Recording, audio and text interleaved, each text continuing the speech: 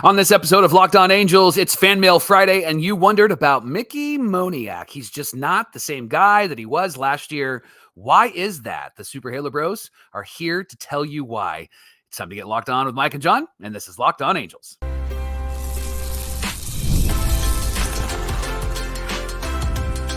You are Locked On Angels, your daily Los Angeles Angels podcast. Part of the Locked On Podcast Network, your team every day. Thanks for making Locked On Angels your first listen of the day. You can find us anywhere you get your podcasts, including Apple Podcasts, Spotify, and SiriusXM by searching Locked On Angels. And if you'd like to give back to the Super Halo Bros for all the Super Halo content, here's some things that you can do. Leave us a rate and a review on Apple Podcasts. If you're watching on YouTube, hit that thumbs up button. And if you're not subscribed already, please subscribe and become a Locked On everydayer. And whether you're watching or listening, come over to YouTube, leave a comment. It's one of the best ways to get in touch with us and be a part of the conversation. And today's show is brought to you by our friends at PrizePicks, the easiest and most exciting way to play daily fantasy sports. Go to prizepicks.com/lockedon and use our promo code LOCKEDONMLB for a first deposit match of up to $100. Happy Friday to you, and thanks for being here for this episode of Locked On Angels, where it's your team every day. You've got the Frisch Brothers here with you, a.k.a. the Super Halo Bros. My name is John, and that's my brother Mike. And my name is Mike, and that's my brother John. Hey, we're talking Angels baseball Monday through Friday, every single weekday, and we appreciate you being here with us and being everydayers with us. It's a Fanmail Friday, Mike, and so we get to answer questions from our listeners, our viewers, and our everydayers. We've got some good questions lined up for you today, including a question from our voicemail line that we'll get into right now. Good morning, Mike and John. This is Brett from San Antonio. How are you? My question to you is simple. Why won't the front office just come clean and say we are rebuilding? Why is that so hard? I mean, we can all see it. They're fielding a AAA team as it is. Thanks, guys. Love the show. Keep up the good work. Take care. Bye. Brett in San Antonio, thank you for your voicemail. Mike, why won't the Halos just come clean? Just admit it already. You're in a rebuild, Halos. Come on. Come on, just admit it. Here's the reality is I don't think that there is a plan. I don't think that they have a game plan. I think that Perry has a game plan, and I think that he and Wash have talked about the game plan, but I think that Artie is the one that causes this team to look a bit chaotic. I heard a great quote just a couple of weeks ago that said, when you become the boss, the first day you become the boss is the last day that you get all of the information that you need. Because being the boss means that you're either protected from that information or you're just not aware of that information. And I think Artie, being the owner, is just not aware of that information. I think he might walk in and say, hey, this would be great. Let's get Trey Turner. And Perry goes, sure. And then he walks out and he goes, we're not going to get Trey Turner. Right? You know what I mean? Like, I think that as silly as that sounds, I think that there's some truth to that in this organization. And saying that they're rebuilding from a management standpoint, and we've talked about this on Locked On Angels, would actually, I think, be beneficial for everydayers and fans like us, because we are anticipating that this isn't going to be a fantastic year, but we can hold out hope that Neto and Ohapi and Shawnuel are going to turn out to be stars. And by the way, 2 to 3 years from now, I think these guys are going to be so incredible for the Angels. They'll be fun to watch. Especially Zach Neto, right? And so I think that actually is beneficial. I just don't think the businessman in Artie Moreno and the businessman in John Carpino think along those lines. They're thinking bottom line. They're thinking dollars. And so if they say we're rebuilding, I think the assumption might be that all of these fans will not show up. But Angel fans have proven this year, outside of all the other years, they've proven this year they're still going to show up. Sure. And they have shown up in droves for home games. And it's actually been kind of cool, even though it could be frustrating for fans. It's been cool to see fans show up and support this team, even though it's kind of chaotic and even though it's kind of messy. So I think it really boils down to the messaging is not the same from management and ownership. And that's why there isn't a simple like, hey, here's what we're trying to do. A couple things. You mentioned the bottom line. And I think going back to Brett's question is exactly that. These guys do not want to compromise anything that would keep fans coming back to the stadium. So the question, the through line is, oh yeah, we're going to be competitive. We believe we can compete. We're going to be a great team, and we're going to do this and we're going to do that, because they're scared to death of losing the fan base. They're scared to death of losing the revenue from fans going to games and buying merchandise and things like that. But the problem is we've already seen them cut back payroll. We've already seen them cut back hours at the stadium, right? And people who work there aren't working as much right now. And we've already seen them make the adjustments. And I think that they are scared to death to tell this fan base that, yeah, you know what? It's going to be a struggle for a couple of years because they're afraid of the implications. Yeah. They're afraid of what that might mean.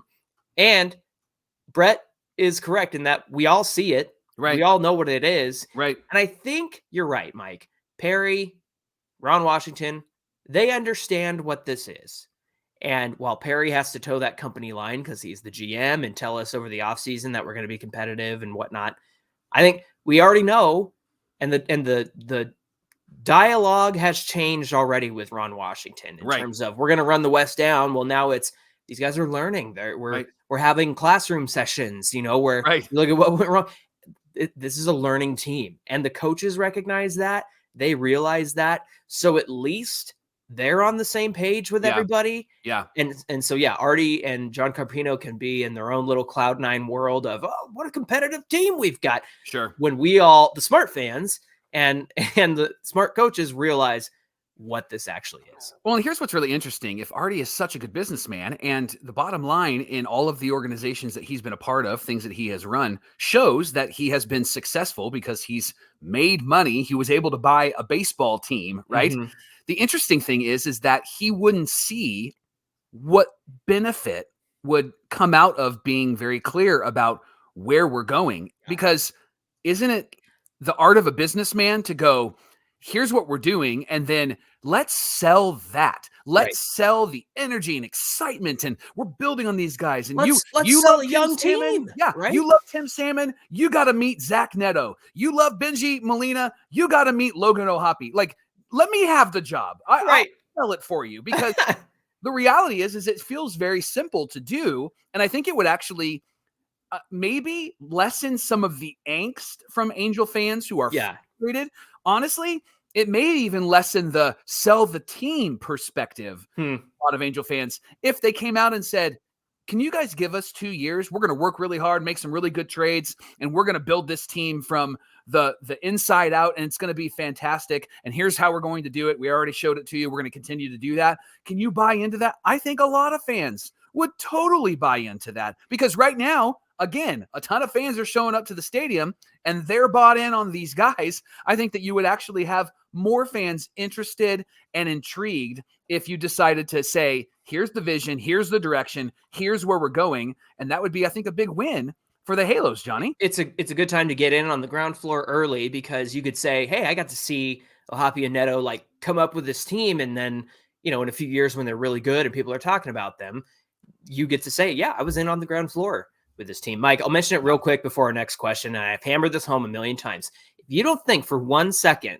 that you could have made your $700 million back with Ohtani and all the revenue that comes along with that, you're not a good businessman. No. Whether Ohtani was a good decision or not in terms of he's only going to DH this year, we don't know what his pitching future is, that's a whole different argument. Sure. But if you didn't think for 1 second that you could spend that money to make 3 times that much money with Ohtani, right? Get out of my face with it, because that's I saw ridiculous. That, and I'm not a businessman, I'm a pastor, so I saw that, right? Johnny, one of our favorite everydayers is Torrid on YouTube, and he asked a question that I'd love for you to give some answers to. Yeah, and that's this question: has there been any conversation on Moniak's struggles? Because Mickey is not the same Mickey that he was last year. So give us some thoughts, give us a deep dive, give us some details on Mickey Moniak. Well, it's easy to look at Mickey Moniak's numbers, and people do this all the time, and they look at his last year numbers and say, well, he was due for some regression. I mean, his strikeout to walk ratio was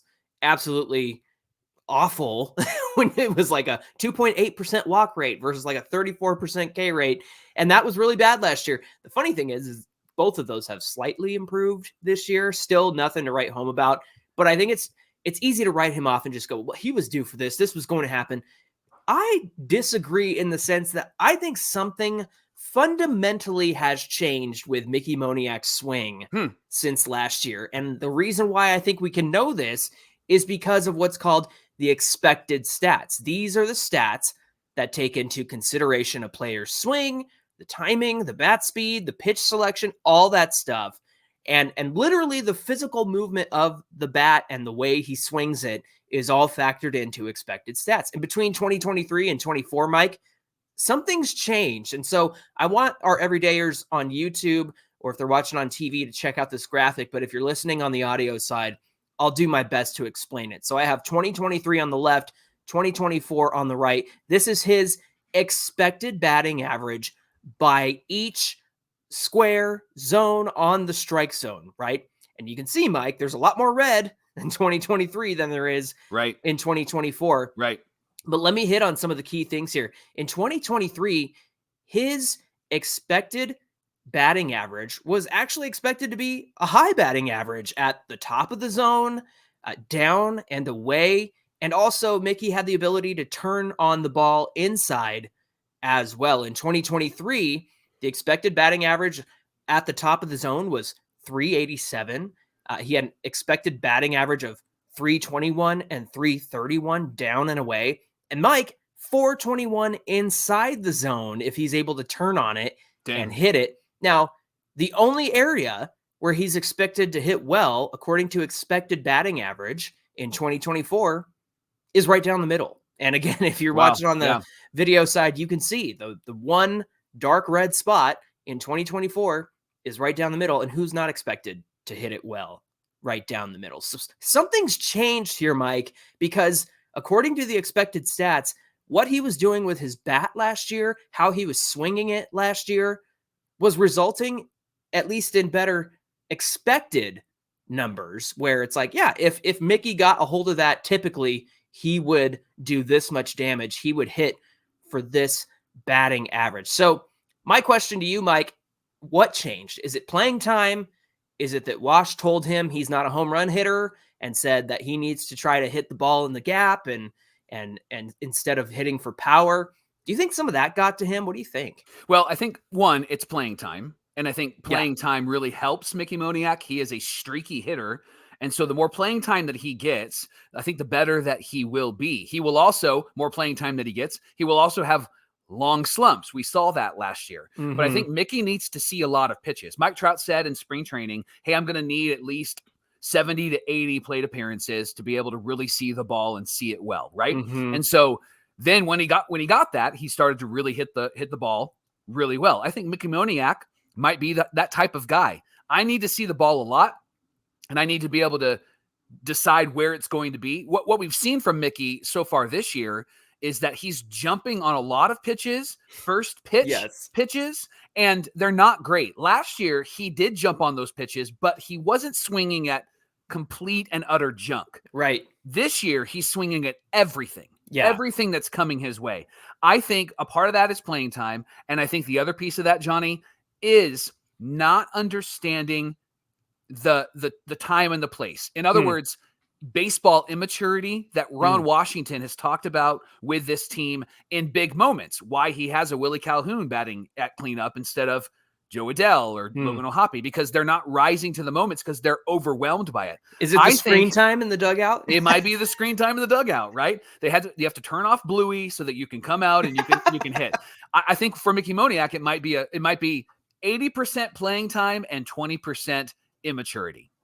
That's an interesting point. I also wonder if there's something to him not trying to hit for power anymore. And he's caught in between what he used to be and what he's trying to be. I think that has something to do with it. Look, even the expected numbers last year on his batting average was like 248. And we know he was a 280 hitter last year.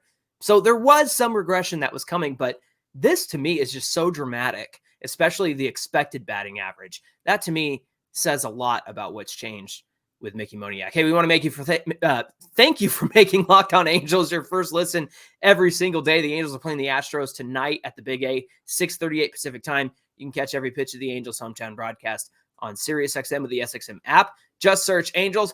Coming up on Locked On Angels, we're going to be talking about why don't former Halos want to come back to this organization. We'll get into that conversation coming right up.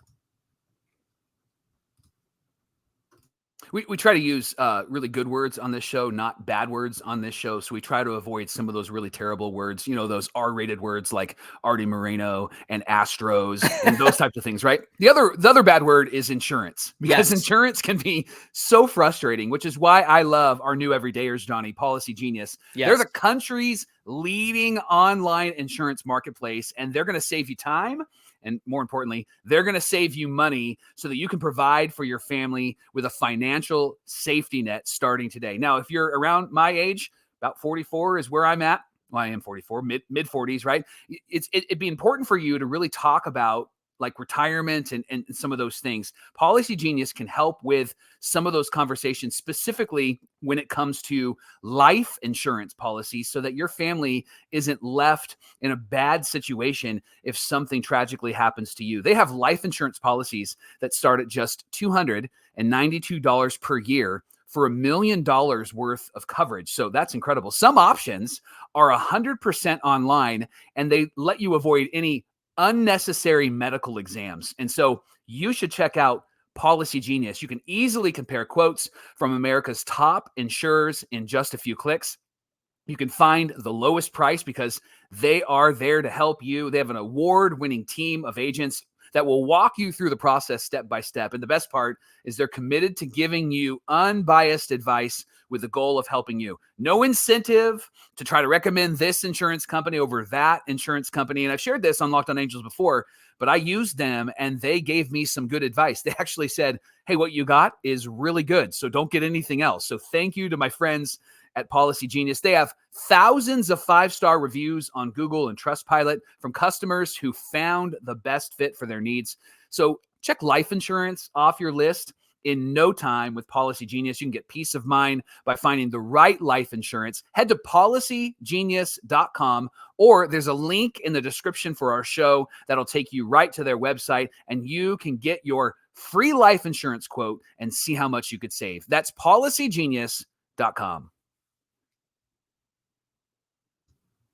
This is the Locked On Podcast Network, where it's your team every day and everydayers. If you need a new 24/7 sports platform where you can just watch sports talk and discussion, opinions, news, analysis all day long, you got to check out Locked On Sports Today. It's free on YouTube and the free Amazon Fire TV channels app, streaming 24/7 with your favorite Locked On hosts from the entire network. They're all there for you. Time to make the switch. You don't need those big cable companies anymore. You just got a free 24/7 subscription, essentially, to Locked On Sports Today. Again, it's on YouTube and the free Amazon Fire TV channels app. It's part of the Locked On Podcast Network, where it's your team every single day. And speaking of your team every day, the Angels are back at it tonight, 6:38 Pacific time, against the Astros. Like, those Astros kind of down on their luck right now. Right. Some of their pitching's on the IL, so maybe we can take another series from the Astros like we did when we went to Houston.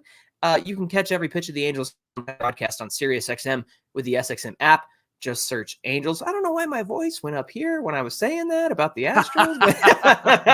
What's interesting about the Astros is that we talk a lot about this kind of state-run media with the Angels and how the Angels just don't come out and say things. Well, our friends over at Locked On Astros have been talking about how the two arms that have now had to have surgery that were in the starting rotation, Javier and Urquidy, they really didn't know. They really didn't say anything until like the last second. And all the fans knew that this was happening, but they didn't say a word about that. So I'm just sharing that so that our everydayers who are fans of the Angels can know that we're not alone, that this happens with a lot of different teams. Our front office is just as bad as the people over at the Astros. All right, Mike, let's get into our second voicemail from the day. Here we go. Daniel Sprinson, first-time caller from Somerville, Massachusetts. And my question is, I saw an article in regards to Rendon coming on track to come back sooner than expected. And I'm wondering if he does halfway decent, any chance you think that we can trade him and get him off the books? And if so, what do we trade him for?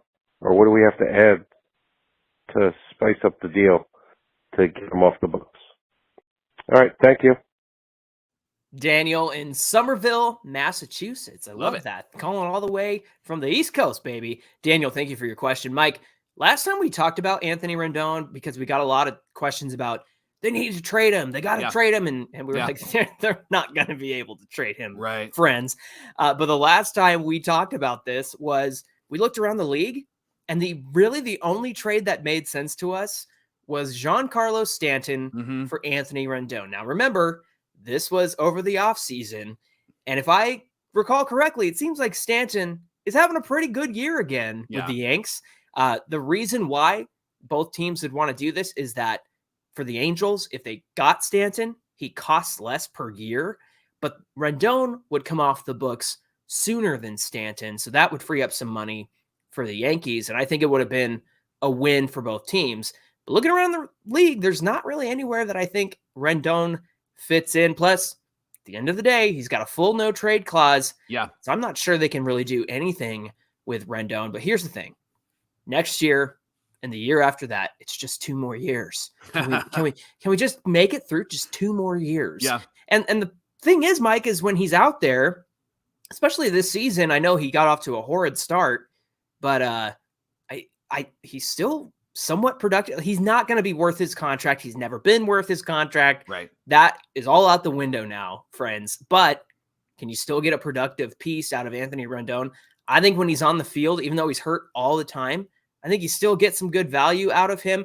Not the $38 million worth of value that you thought you were getting, but I think something is better than nothing in this case. Well, Daniel said to get him off the books, and I appreciate the thought, but I think that if the Angels are going to spice up the deal, like Daniel said, they're going to have to pay a lot of this contract down. Right. Like, think we talked about Alex Rodriguez potentially coming to the Angels back in 2004, right? And the Rangers gave a big chunk of money to the Yankees to be able to trade him. And so I think the Angels would have to do the same thing with Anthony Rendon. Johnny, the real Marco Polo on YouTube.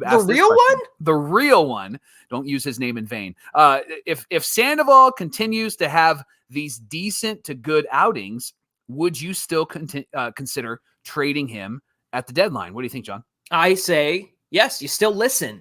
You listen. You were listening and looking and listening. How's that for our Seinfeld reference? Yep. And it was funny. I was watching Robert Murray's podcast just yesterday, the Baseball Insider, and he also was talking about, guys, I want to make an important distinction between listening and actually considering and trading. He goes, guys, teams listen to players all the time. They listen on players all the time. And so, yes, I think you still consider listening on Patrick Sandoval. And if you get a really good deal, I know a lot of teams need some starting pitching out there.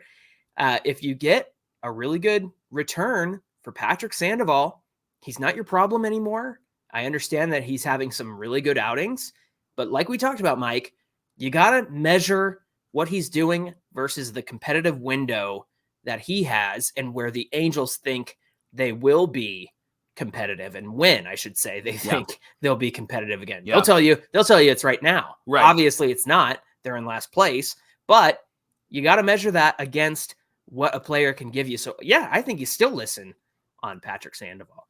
Mike, James Cano on YouTube said, does Joe Adell deserve to be the leader of this group going into 2025, or is this still Mike Trout's team? What do you say? It's always going to be Mike Trout's team as long as he's on this roster, because he has the highest salary and because he's the guy that is the face of this franchise. Sure. And Joe Adell is a piece to this franchise. Will he be better?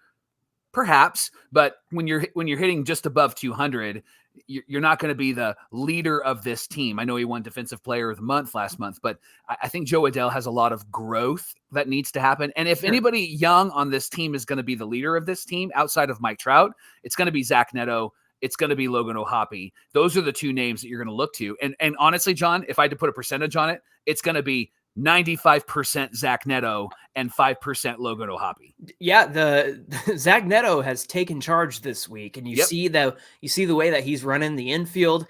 He's the one that told Rengifo, "Hey, get back to third. We got time to get him out." When Arise tried to take third, and after that single, and so he's taking charge out there. And not only that, he's looking good while he's doing it too. He's hitting 2-run home runs and 2 RBI doubles, and got the winning runs in both games, Mike. So. Yeah, Zach Neto, I think, will continue to be the leader on this team. Like you said, Mike Trout, face of the franchise, right? He'll be the face. that runs the place. There you go. And then Zach Neto will be the guy who's really taking charge and really making this team perform well. Not too long ago, I downloaded the PrizePicks app, John, and the reason why I did that was because it's America's #1 fantasy sports app, has over 5 million members, but it's actually the most fun I've had on a fantasy sports app. It really is fun. In a really long time because it's so easy to use. You can turn $10 into $1,000 in just a single sitting, and that would actually be really beneficial as we get into the summer and you got to pay that electric bill. It might be helpful to pay. Or we can buy the team. Let's buy the team. Let's buy the team by winning on PrizePicks. I love that. PrizePicks is really simple to use. All you need to do is pick more or pick less on 2 to 6 player stat projections, and then you're locked in, and all your favorite players from the diamond can be a part of this, whether it's strikeouts or RBIs or first inning runs. You can take your pick of more or less and then add them to your lineup today. And here's what's great about PrizePicks. You can get your money when you win. You can get your money really fast, especially if you have Apple Pay. They have offers through Apple Pay for quick and easy deposits into your account. So download the app today. Enter our promo code LOCKEDONMLB for a first deposit match of up to $100. That's LOCKEDONMLB, all one word, all lowercase. Get that first deposit match of up to $100. Join PrizePicks today. You can pick more or you can pick less. It's really that easy. Mike, one of the underrated things about Wayne Randazzo is when they go to break and they're like, let's drive through and see what's on the menu with Jack in the Box. I'm going to try that right now. Hey, let's head on down to Huntington Beach and take a ride on the surf with Jake. And from our voicemail line, here we go. That wasn't good. I'm sorry. Hey guys, this is Jake from Huntington Beach. Every day you're here. I just had a quick question out of left field a little bit. There's a lot of times where you see ex-players, especially Hall of Fame players, coming back and coaching one of our Major League Ball clubs. You see it all the time. Like Joe Madden was a good example of one of those. But I want to know, why is it that some of these Hall of Famers like Torrey Hunter or like even Vladdy Guerrero or people like that don't want to come back and coach the Angels? Do you think it's a organizational issue, or do you think it's a structure problem, or maybe they see where the team's at and they don't want to get involved? So I'm curious on that. Love you guys. Love the podcast. Listen to it every day as I drive to go and cook for the masses at my chef job. So appreciate you and have a good one. Jake from Huntington Beach. I want to go to where Jake works. I was going to say, he's a chef. What are you cooking up? That sounds delicious. Absolutely. It always makes me happy when people go, love you guys. Yeah, like that's my favorite thing. Part of the family. A couple things here. So the good news is, Jake, that Torrey Hunter is a special assistant to the GM. That actually happened this season. So he is involved with the crew, and who better than Torrey Hunter to be involved with this crew? Benji Gill, former catcher, was with the team last year.